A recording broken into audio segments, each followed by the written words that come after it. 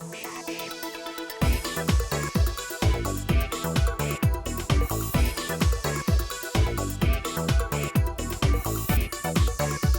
to Speaking of Schaumburg. I'm Village President Al Larson. In this episode, we'll be talking with Debra Shore, Metropolitan Water Reclamation District Commissioner. Then we'll talk to Tom Manzardo from the District 54 Foundation. We'll close out the program by talking with Rob Pileckis from the Prairie Center for the Arts. All of this and more here today on Speaking of Schaumburg.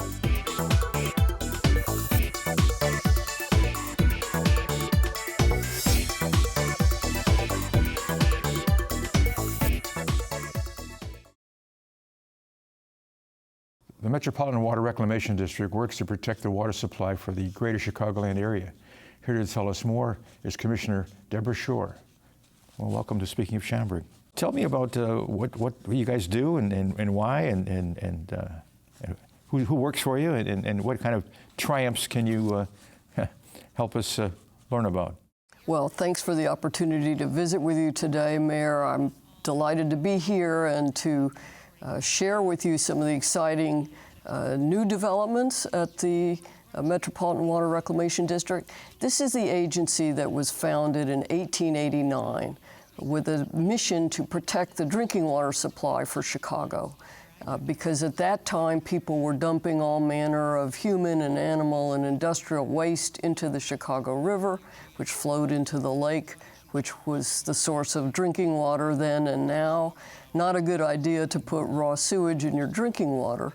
So the Chicago Sanitary District was founded and embarked on a plan to dig a canal and reverse the Chicago River, which they did, to use water from the lake to flush sewage downstream. And ultimately, they also dug the North Shore Channel, the Sanitary and Ship Canal, and the Calsag Channel. Later, sewage treatment plants were built to treat sewage, and this is the agency that has grown to serve almost all of Cook County for sewage treatment, and more recently has authority for stormwater management. Has a budget of $1.2 billion, just under 2,000 employees, and a board of 9 commissioners who are elected at large. You're one of those, aren't you? County. I'm one of those. Okay. I'm in my second term. And how long a term is it? It's a 6-year term. 6-year, okay. So 3 seats are up every 2 years. And our board is currently 5 women and 4 men. You've taken over. Not a bad thing. No, not a bad thing at all. And now you reverse the flow of the Chicago River. Correct. And it remains reversed so that whatever water is withdrawn from Lake Michigan by communities along the lakefront, it's treated and filtered and delivered to our homes and businesses for our use. After we use it, it goes to the sewage treatment plants. There are now 7 throughout Cook County, including our Egan plant in Schaumburg. It's right here in Martingale. Yeah. Right. Yeah. But after the liquid waste is separated from the solid waste, the liquid wastewater is discharged into the Chicago waterways and ends up flushing out into the Gulf of Mexico. It's not returned to Lake Michigan. Are you a commissioner? Is that your title? My title is commissioner, yes. Okay. And you've been doing this now for 10 years? Almost 10 years. Okay. What I'm excited about most and happy to share with you is that what used to be a sleepy sewage treatment agency is now in the process of transforming itself into a resource recovery agency. And all those things that we considered waste have value. And we're trying to now capture and monetize that value. So I brought a prop. This is a vial of phosphorus crystals. Okay. Phosphorus is That's a fertilizer, isn't it? Fertilizer? It's absolutely essential for fertilizer. Sure. It causes plants to grow. But in waterways, it causes algae to grow, which is a big problem. Algae will suck up all the oxygen, leaving none for fish and other aquatic life. It causes a dead zone in the Gulf of Mexico.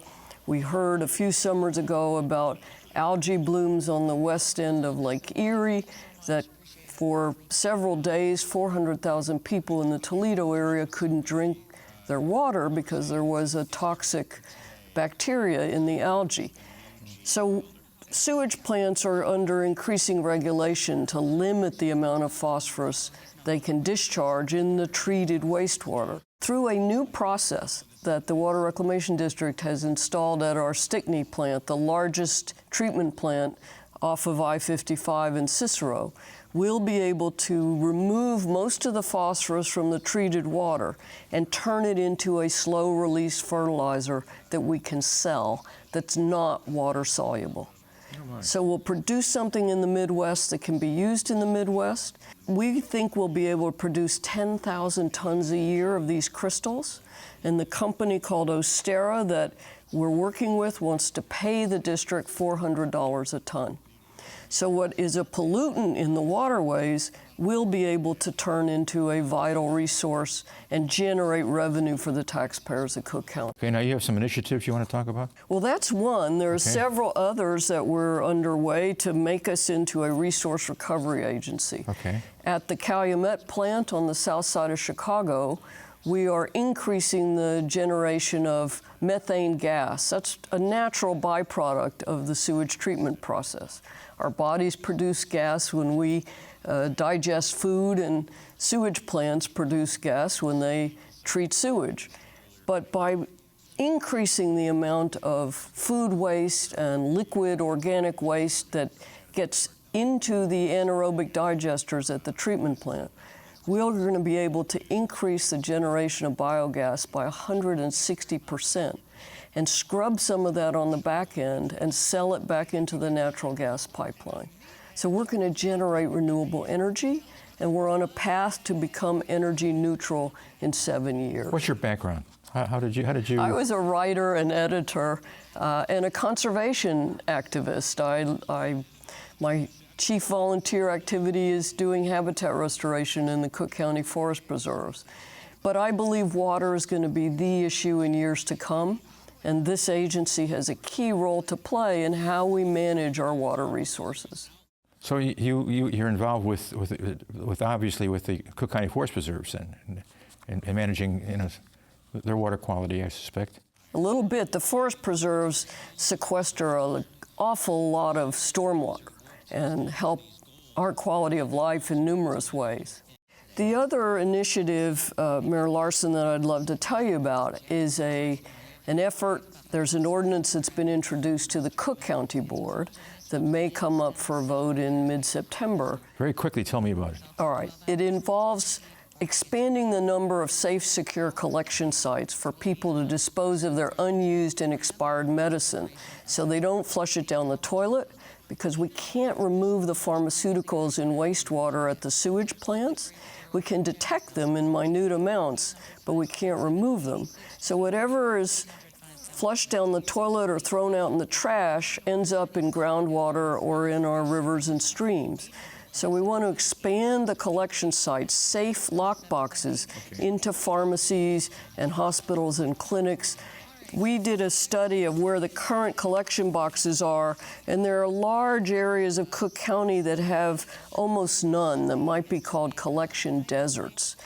And this measure would require pharmaceutical manufacturers to pay for the costs of collection and destruction of unused drugs. I assume this is something you're sponsoring as far as your board is concerned. Our board is supporting it, indeed, Okay. and there's a lot of support from police chiefs and the sheriff because of this explosion in prescription drug abuse. So people need to have a way to dispose of their unused medicine. I think we might be doing this with our Schaumburg Police Department. Many police departments are, but the taxpayer shouldn't have to pay the costs. We think pharmaceutical manufacturers can. It's been enlightening. I'm delighted. And thank you for being here, and perhaps we can get you back and talk about the Schweiker House. You're welcome. I'd love another chance to visit with you. Fine, thank you. School is back in session, and the District 54 Foundation is here to update us on what's in store for this school year. Learn more about what's going on next here on Speaking of Schaumburg.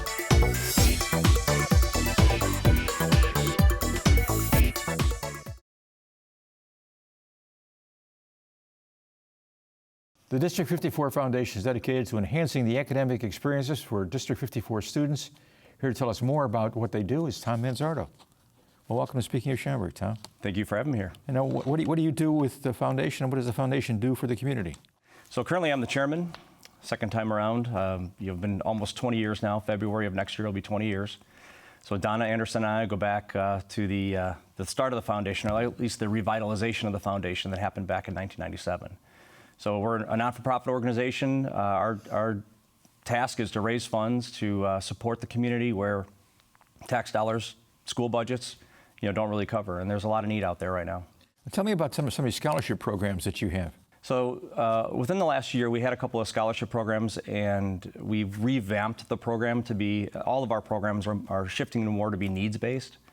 So before we had teacher mini grants, we had super grants, and as you know, the needs keep growing in this community. So we've revamped the program to be more of a needs-based program. So now the kids that apply, it's all based on need. They're designed to be funded for summer activities. So it could be a chemistry class, it could be sports, it could be anything that is, hopefully keeping them out of trouble and growing and building on their education. How many members do you have? So we've got about 26 on the board right now, the Board of Trustees. Half of that makeup is the business community. The other half is, we've got Teresa Huber, who's from the school board, Andy DeRoss, our superintendent, a number of other administrators, teachers, principals. We've got an SCA liaison, a PTA liaison. We have yourself, who's been a part of the board for a number of years. Also Mayors McLeod and Mayor Rod Craig out of Hanover Park as well. So we got a pretty diverse makeup of people on that board. And what are some of the projects that you've had over the years? I know you did a great job with a program that involved growing plants for food and Correct. So that goes back to the days we were doing the super grants. Okay. That was a much larger grant. We don't have super grants anymore? Well, what we've done is decided to spread those out and be able to take care of a lot more children. Okay. So the grants that we're doing now are up to $150, and as you can imagine, we're touching the lives or impacting a lot more lives as opposed to one specific school with $10,000. So, along those lines, though, we've had a fantastic partnership with the Motorola organization. They're still funding? Yeah. So since 2006, it's almost $240,000 they've been donating to the foundation to support the STEM and the GEMS programs. Well, so that is an opportunity-based program. The other two are needs-based. This is an opportunity-based program. Okay, now you have these programs, and where do they come from? Who initiates the? Do I nominate people? Do you nominate people? So that's a great question. So a huge part of the foundation is the wonderful relationship we have with the school board and the superintendent and the information. I mean, they know every ounce of what's going on in that district, so they can point us to where the needs are. They can identify where dollars should be flowing, where kids are suffering or in need or lacking. We are more or less the hub to bring together organizations and individuals that want to donate, that care about their community, want to give back, and then we work with the district and ultimately get the money to those kids that are in need. Where do you get the money from? From volunteers? Donations? Great question. It's a myriad of levels that we bring money in. So we have a wonderful teaching staff that has the opportunity to donate via payroll deduction. They can do as little as $1 a paycheck. We have retirees that'll write checks and make contributions. We have wonderful relationships with businesses in the area that parking at Collins School, right? Well, that's an upcoming. Yep, that's this weekend. So for Septemberfest, right. For years we've done for $5 a car. We've done parking with, and again, we're all volunteers on this foundation. So we have a lot of great people that come out and help us park cars. It's a little easier in the day, early in the day. It gets a little crazy at the end of the day, but they do a great job, and all of that money goes to the bottom line, back to the kids. How many cars do you park over there? That's a good question. I usually get there early when it's not too crazy. But by the end of the day, I mean, you're literally having the volunteers scattered throughout the parking lot, trying to identify where the spots are so you can angle people in and out. So it's a great opportunity for the district and for the foundation to partner with the district on that. And $5, that's. I imagine there are people every year look just for you guys to. They do, and we still get the questions all the time of why am I paying? This is a school district parking lot. Why am I paying to be here? And it's a great opportunity for us. Really? They debate you with it? They do, but that's okay. I mean, that opens up the conversation. For $5? Come on. But budgets are tight for some people. But it's an opportunity for us to tell them more about what we're all about. And we thank you immensely for this opportunity, because I think that's our always the opportunity to improve, is getting our name out more and more to more organizations and more individuals who know that the money that we bring in goes right back into this community. How long have you been doing this? So it's starting February, it's going to be 20 years. 20 years? I know I don't look that old. But Wow. I'm a product of the schools. I mean, I went through Aldrin, I went through Frost, went to Schaumburg, went away to college, came back.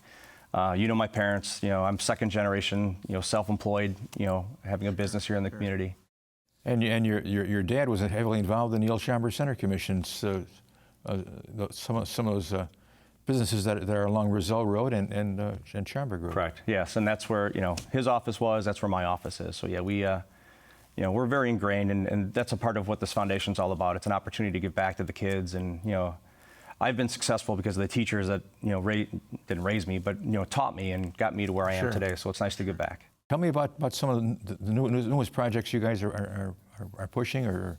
So the breakfast program is the one we're probably putting the most effort behind. Well, tell me about it. What was news to me living in this community is 30% of our school district area is on a free lunch program. And what that free lunch program means, you come from a household of 4 that makes less than $32,000 a year. So can you imagine in today's society trying to raise a family on less than $32,000? I mean, it's got to be very difficult. So a lot of these kids come to school hungry. So they qualify for the free lunch, but what the district has identified is, these kids are coming to school without even breakfast. So can you imagine going through part of your day and not having a meal and only looking forward to lunch? I mean, you're not going to get a good education session out of that. My staff stays away from me if I don't have breakfast, right? I mean, you're not going to be the happiest person around. So it started with 4 schools in the 2014-2015 calendar year. It's grown to 8 schools. And the need keeps growing. So it started with schools that had 40% or more qualifying, and unfortunately the need is quite a bit bigger than that. Well, that's great. Yeah, that's great, and it's successful, and it works, and it is, which is why we're trying to. Some schools have much lower levels of need. Some schools have much higher levels of need. My goal, my dream in being part of this foundation is to find more organizations that care and want to give back. And WACO is one. Yeah, WACO, we did a lot with them in the past. But working with these schools and partnering with organizations or businesses that can put their name behind a school and see the fruits of their labor and their efforts, and give back to a community. And I always say that the kids are the face of what this organization is all about. And the more we can get kids back to the people that are donating and seeing the successes of their contributions, I mean that's the face of what we're all about. Somebody wants to contribute. Who do they call? Who do they talk to? So you can go to our website, which is d54foundation.com. You can go to the School District Foundation and click on our link. There's plenty of opportunities. There's plenty of need and plenty of opportunities to donate. Send us something we can put in our Cracker Barrel for December. I will. We have a little newsletter that talk about those grants you were talking about. That talks about letters that came back from the kids, and the thank you that came from them, and what they were using the money for. So it's pretty cool to see that money go to work. Tom, thanks for taking the time. No, thank you for having me. I appreciate it. Send me something. I will. I won't ignore it. Okay. Thank you. Thank you. Announcing the 2016-2017 season, the Prairie Center for the Arts has an exciting array of performances lined up that are sure to entertain. Learn more next here on Speaking of Schaumburg.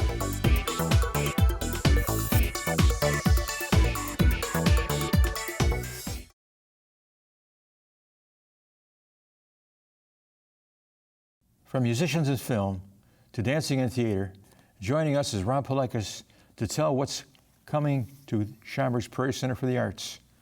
Tell us what's coming to Schaumburg Prairie Center for the Arts, Rob. Well, it's our 31st season, 2016, 2017. Got a lot of stuff coming up. We're very excited about this season. Starts in September.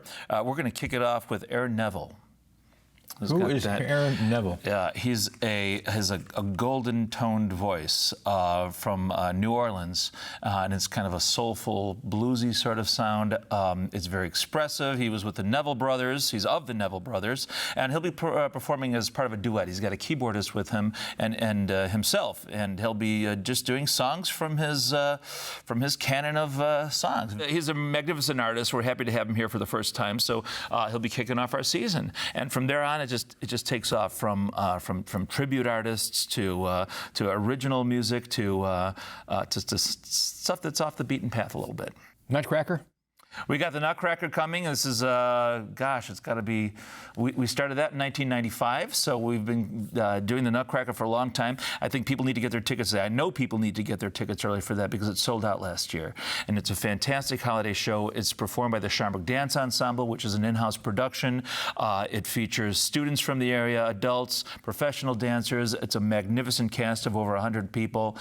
It is top-notch family entertainment for the holidays. So Tell us about the choir. About the Schaumburg Youth Choir. Yeah. Well, there's an exciting. I have exciting news about that. The Schaumburg Choral Program. We just added a new ensemble to the choral program. We have the Schaumburg Youth Program, which featured advanced, talented high school and college students. Well, we wanted to create a group that feeds into that. So now we have the Schaumburg Children's Chorus, and this will feature students from grades 3 and up. People can still join. We're still taking new members. I think we already have something like we just announced it. We have over 20 people signed up to audition for it. Really? And it's going to be a fantastic new program. The director of that is Erin Kazakis. We know Erin from, she's also, not only is she a voice a teacher, an experienced vocal instructor, she's also a bassoonist, and she's plays with our Symphonic Pops Orchestra every summer. Yeah, so she's an amazing music. So she covers all the octaves, you know, from bassoon up to the high notes with children's chorus, and she's fantastic. And her with Mike Van Camp, who's the director of this youth choir, we got a fantastic new vocal program that's here at the Village. So we're really excited about that. Wow. And they'll be performing in tandem with the youth orchestra, which I know you're a big fan of. We'll be doing the Presto Holiday Concert, as we do every year. Who writes that stuff? An amazingly talented author, and I modesty prevents me from saying his name, so I won't tell you who it is. But it's Joe Momquist, who's the director of that orchestra. It's amazing how flexible and how. Despite all that, Joe still. And he actually agrees to do this stuff. So because we write these little vignettes, these skits in between the pieces. When it's a holiday show, we want to create an emotion, a complete package. So it's not just music. It's dance. It's sometimes we're dancing on stage. Yeah. It's theater. But, and that's an interesting point you make, because the orchestra will be performing another show called Moonlighting Sonata, which is a title that refers to when you moonlight, you take on different jobs. Well, an orchestra itself takes on different jobs. It just doesn't play symphonies. It performs for the ballet. It performs for movie soundtracks. So the youth orchestra in the spring is going to do a concert of all the different hats that an orchestra wears, from playing soundtrack music Will they be wearing hats? They just might be. We'll see. You'll have to come and find out. So that's in the spring. So the youth programs are as going as strong as ever.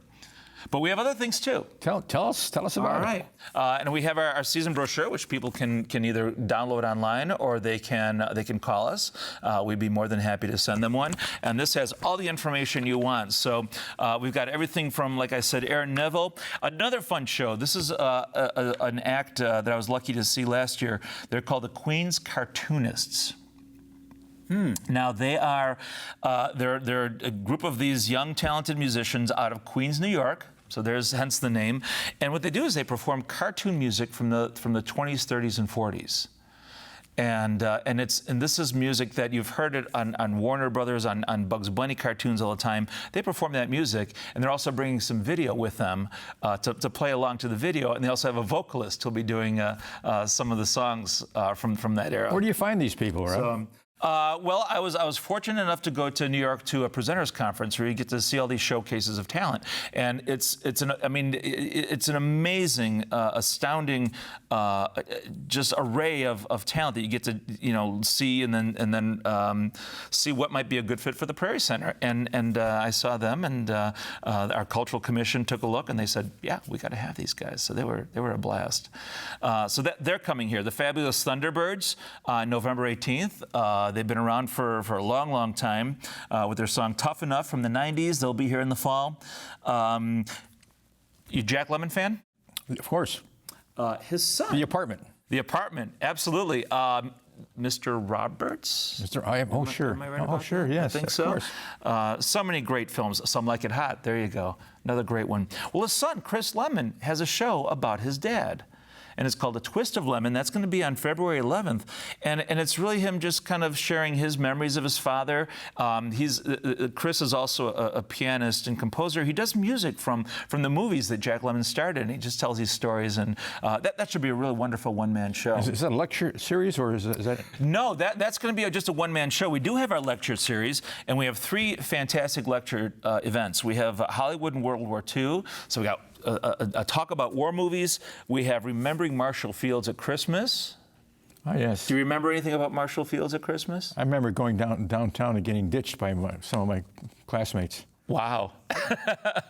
It's taking a sad turn here. I overcame it. I'm sure it ended happily. So, but that's. I love the escalator that they had. Yeah, it was. Yes, absolutely. So, Remembering Marshall Fields at Christmas. That's going to be another a lecture that we're going to have. And then finally, we have someone who portrays Abraham Lincoln, which is always fascinating. I don't think there's no shortage of Abe Lincoln stories and anecdotes about him, about the man. So, that's going to be another one of our lectures. So, lecture series where? That's in our lecture hall. We have a smaller room for that. It's a 96-seater. It's a really comfortable, nice little intimate space. So we don't want to get lost in this big, in our cavernous theater for a smaller, intimate event like that. So it's going to be in our lecture hall, and it's a really nice space to see something like that. What's your favorite show? My favorite show for the season? Wow, there's so many great ones. Well, I mean, Liverpool Legends. I always love the Beatles, so we got a great Beatles cover band. They're going to be here on March 18th. Looking through it, here's Ron Keaton, who's a Chicago actor, highly regarded Chicago actor. He's doing a show, Churchill. Oh my! Where he portrays Winston Churchill, and this is a performance that he has done in Chicago and elsewhere. Gotten great reviews. Are we going to allow him to smoke his cigars out there? I'm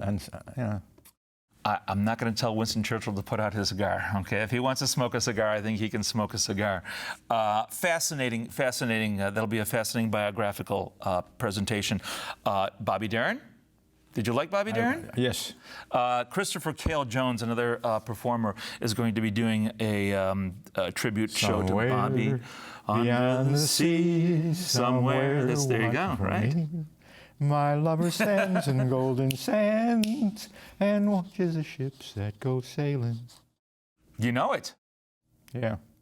Well, he'll be here. Christopher Cale Jones will be here on October 8th doing the Bobby Darin Show. Tickets are already on sale, and they're going fast. So if people want to see these shows, they have to hurry up. Give me a phone number. Go to 847-895-3600. Or better yet, go to prairiecenter.org. You can pick your tickets online. You can actually print your tickets at home. You don't even have to talk to us. Pick your ticket. I know people would rather avoid talking to me than have to do that, so they would buy their tickets online. But there's so many great shows. Another show that's going fast, and it's not until April, is Orbison and the Everly Brothers Reimagined. A man who has a tremendous range. A tremendous range, or these beautiful songs, kind of, broken heart sort of, ballads. Only the Lonely. Blue Bayou, yes. Great songs. And of course the Everly Brothers, who doesn't love them? So that's coming here, and that's selling very well. The music of James Taylor and Carole King, March 25th by 2 performers. It's going to be a fantastic year, absolutely. Rob. Am I out of time already? Great job. I'm just getting warmed up. The red light comes on. Got to say goodbye. All right. Well, thank you for having me. Not goodbye, but farewell. That'll do it for this edition of Speaking of Schaumburg. Join us next month for an all-new episode. Till then, I'll see you around town.